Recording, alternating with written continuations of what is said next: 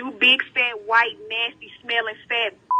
Why you took me off the motherfucking schedule with your trifling, dirty, white, big, fat, oompa loompa body. I'm coming up there and I'm gonna beat the out of you. And don't even call the police today because I'm gonna come up there unexpected and wait on your. I'm coming to beat the out of you because you did that on purpose with your Andre, his white ass.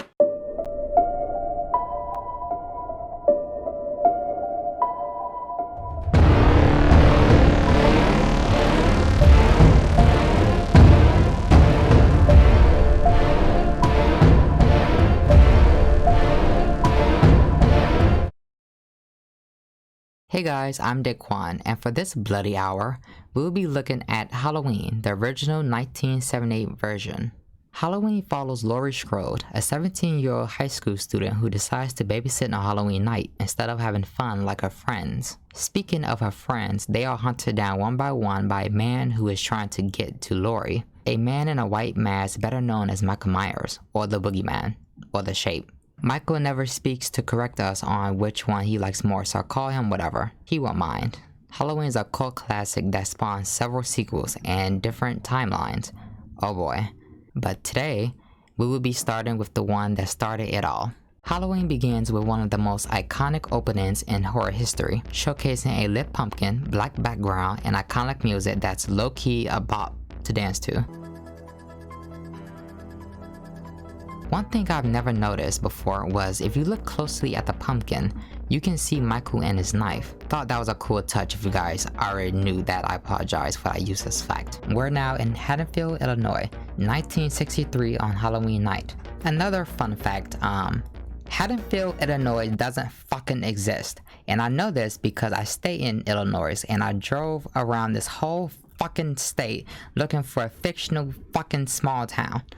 I'm kidding, but I was very upset when I found out that Haddonfield, Illinois was a fictional small town. So, yeah. Anyways, getting back to this fictional fucking movie. We see someone in a first-person point of view shot walking slowly to a house. They then walk around the house and spy on a couple kissing on the couch. While the couple heads upstairs to do the nasty, the unknown character walks around the house to a wide open back door. Yeah, this is some Dennis the Menace type bullshit. While entering the kitchen, the childlike hands grabbed a butcher knife and heads towards the stairs to see the boyfriend saying goodbye to his girlfriend, aka Judith. He must then last long at all, huh? The child then heads upstairs and puts on a Halloween mask that was on the floor, then finds Judith topless and humming while brushing her hair. After getting closer, we find out that the child we were following was Michael Myers.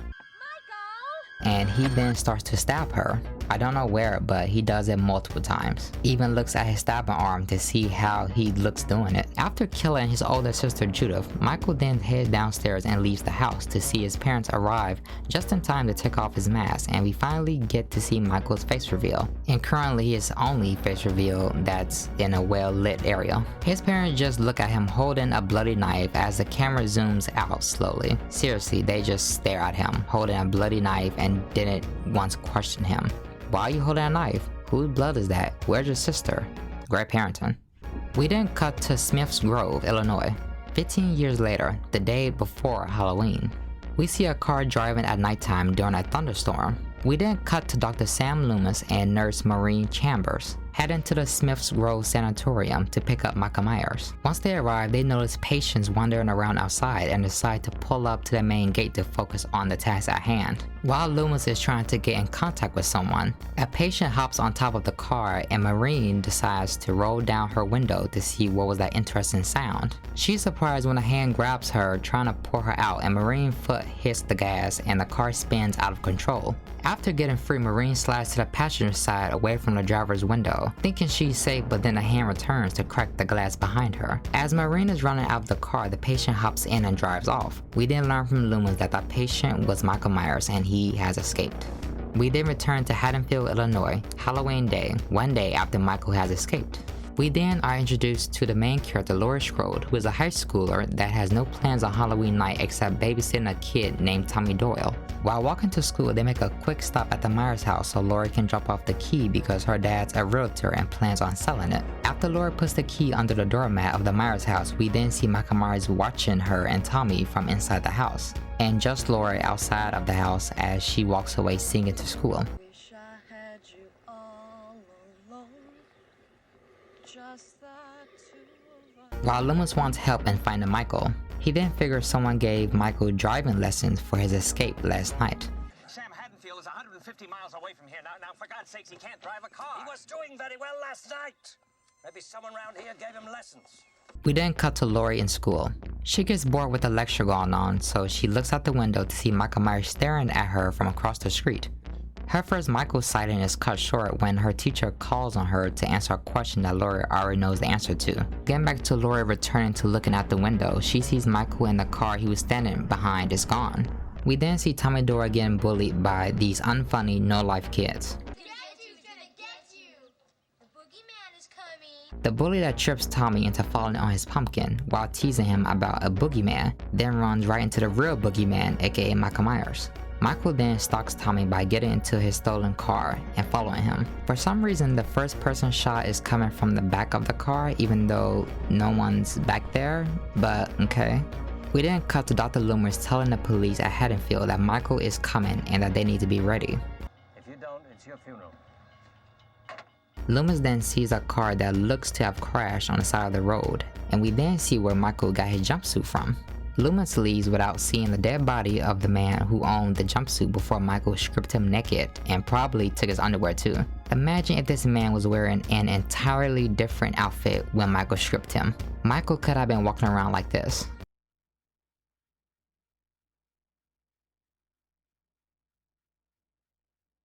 While leaving school, we are introduced to Lori's best friends, Linda and Annie. While walking home, Lori suddenly sees the same car Michael was standing behind of through the classroom window, driving slowly past them. After Annie sees Michael driving slow past them, she decides to say the most iconic line in this entire movie. Hey jerk! Speed kills! Michael somehow heard the insult to his driving skills and stopped suddenly. The girls watch as he then drives off and Lori says, You know, Annie, someday you're gonna get us all into deep trouble. Lori, by default, I think you're the one who puts everyone in deep trouble, but hey, you can't choose your family.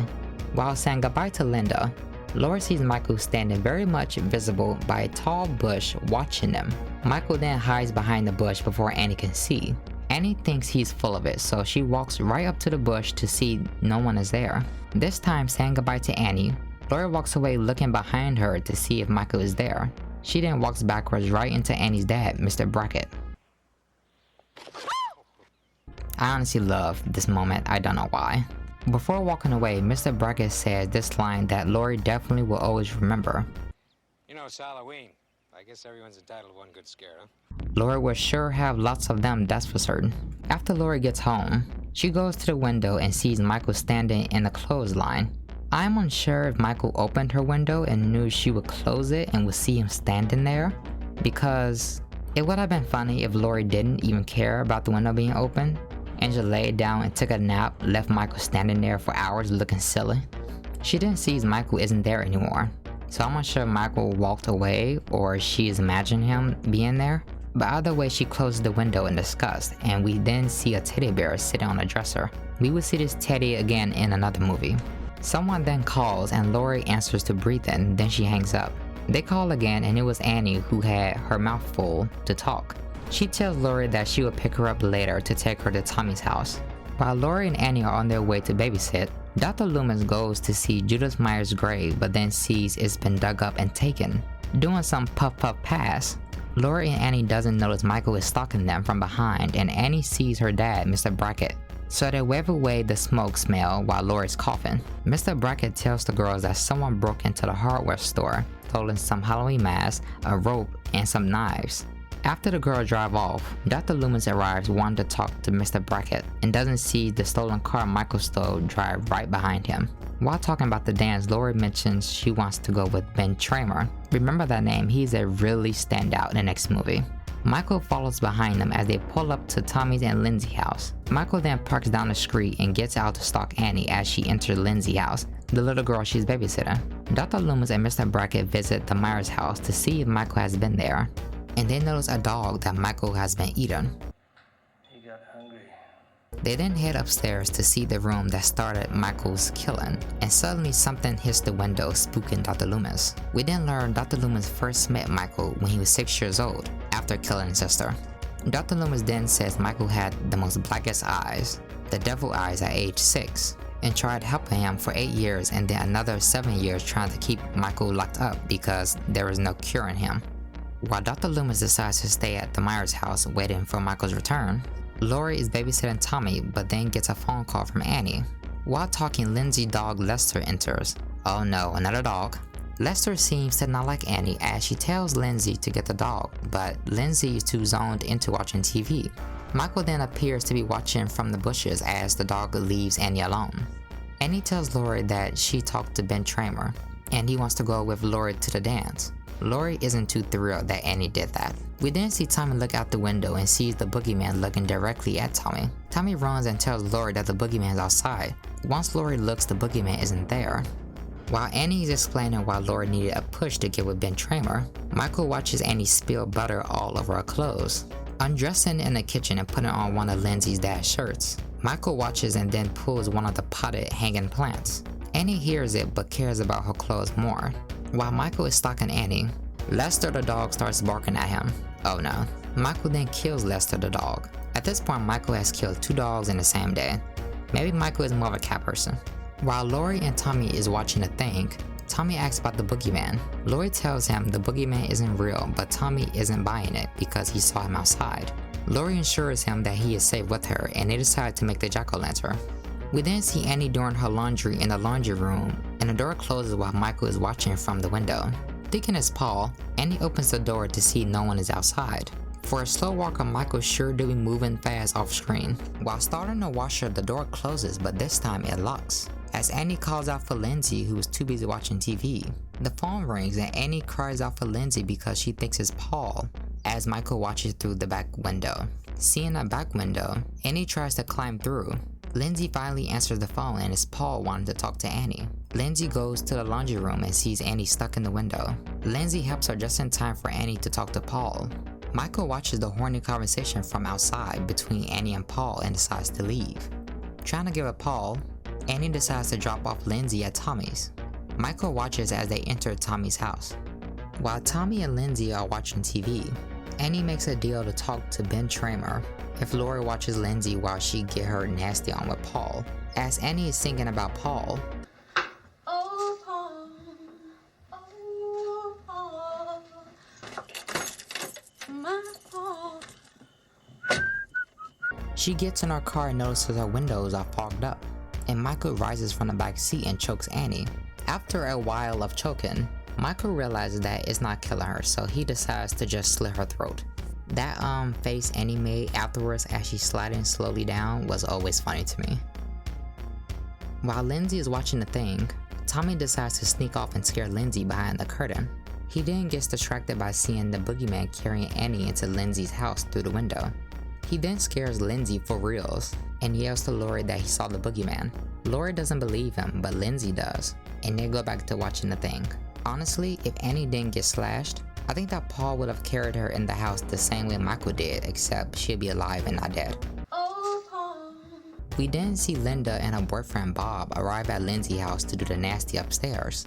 Entering the house, they see the house is dark and thinks Annie took Lindsay out somewhere. They then begin kissing on the couch as Michael stands watching them. After finishing a pumpkin and deciding to finish the movie, Linda calls Laurie to see where Annie is. Laurie says Annie dropped off Lindsay with her, while Annie went to go pick up Paul. Realizing they have the house to themselves, Linda and Bob rush upstairs to get their freaky on. While getting their nasty on, they are too busy to see Michael's shadow walk past them. While finishing mediocre sex, Linda sends Bob to go get some beers, and Bob says the worst words he could ever say in a horror movie. I'll be right back. While in the kitchen, Bob notices a door is open, thinking Linda is playing a prank on him, but Linda sure does look a lot taller and manlier. Michael chokes Bob to the wall and raises him off the floor and stabs him, leaving Bob's toes to uncurl, and Michael watches his body hang there lifeless. Michael really is impressed with his work. While Bob is not coming anytime soon, lol, Linda is filing her nails and sees a ghost with glasses on, no beer in hand. Should have been the first red flag this wasn't Bob. showing her tatas to get a raise out of fake Bob. Nothing raises, by the way. Imagine if it did, Michael would have been really selling the part of Bob.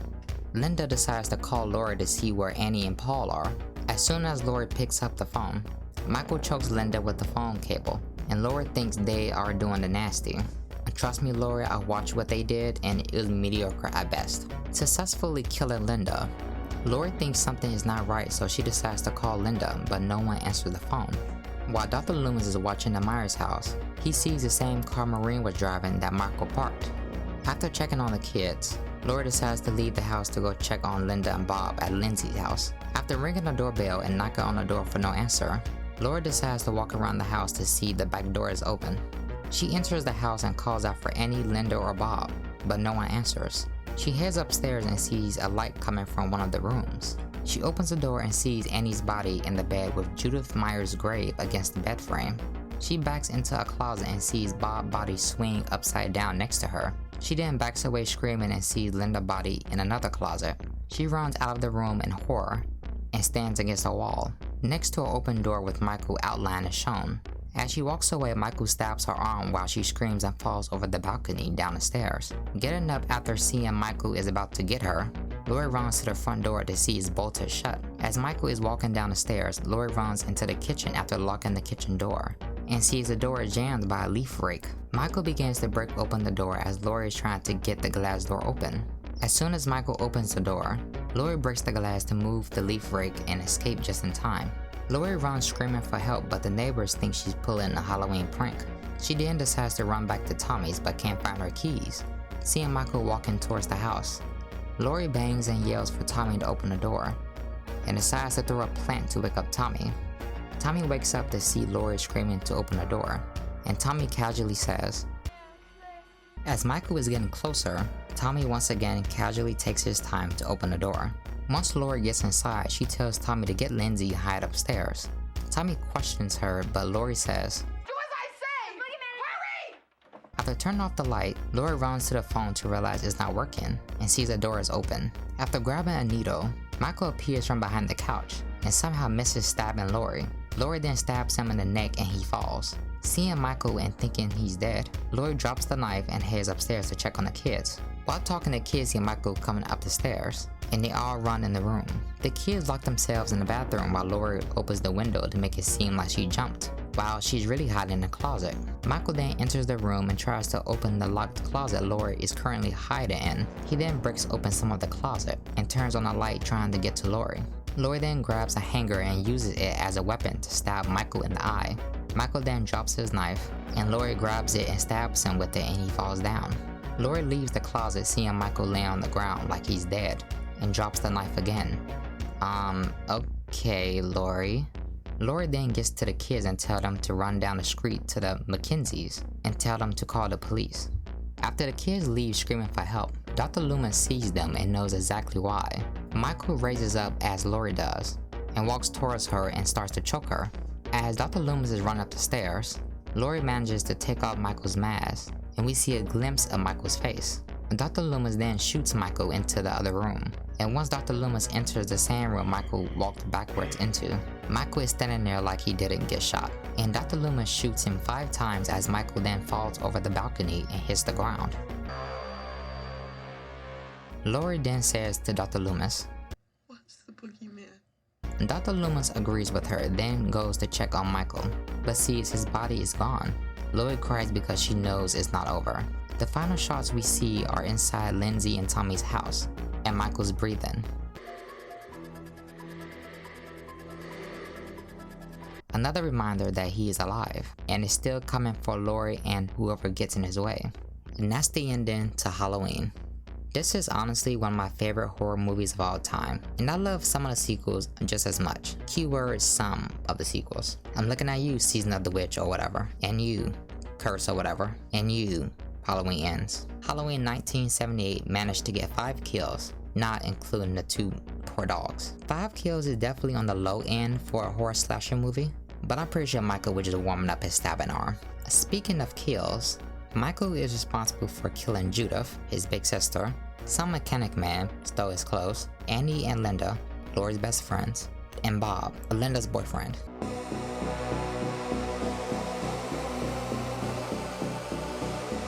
Welcome to my award ceremony.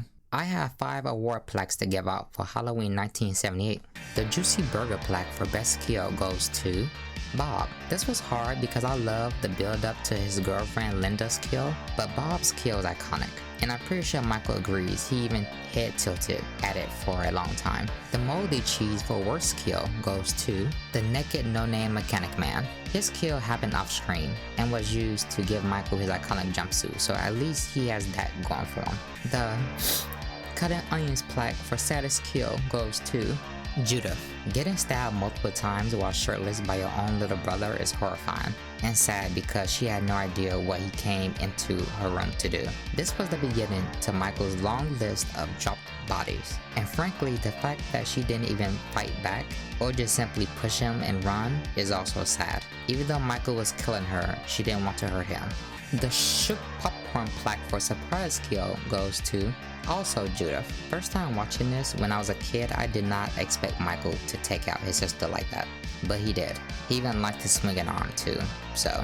And a crispy bacon plaque for my favorite kill goes to Annie, mainly because of face expressions, especially after getting slashed and falling slowly into the car. Hilarious and iconic. I would just like to say thank you so much for watching my very first video on this channel. It means so much to me. I'm a massive horror fan and I cannot wait to do more of these videos soon. I'm Daquan. This is the end of this bloody hour, but I'll be back soon with even more body dropping videos. Stay safe, drink water, live your life while trying to be the best person you can be. That's it. Peace.